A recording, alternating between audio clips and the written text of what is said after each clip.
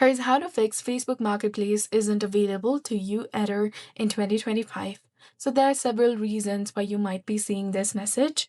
First, your account could be new or unverified. Marketplace access is often limited for accounts with a history or complete profile. Second, your age setting might be below the required age, which is usually 18 plus. And third, your location might be unsupported, or Facebook thinks you're in unsupported region.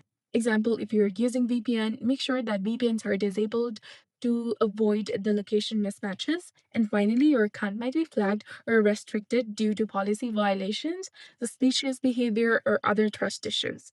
Technical issues can also cause this problem, such as outdated apps, corrupted cache, or interfering browser extensions.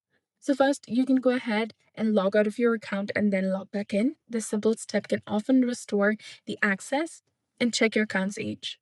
In your settings, go to Settings and Privacy, then go to Settings and go to Personal Details through Account Center and check if your account is 18 or older, if that's the required age for your region, and complete your profile with your name, your profile picture, your location, and all. Make sure that you've given all the permission and all the information to your Facebook.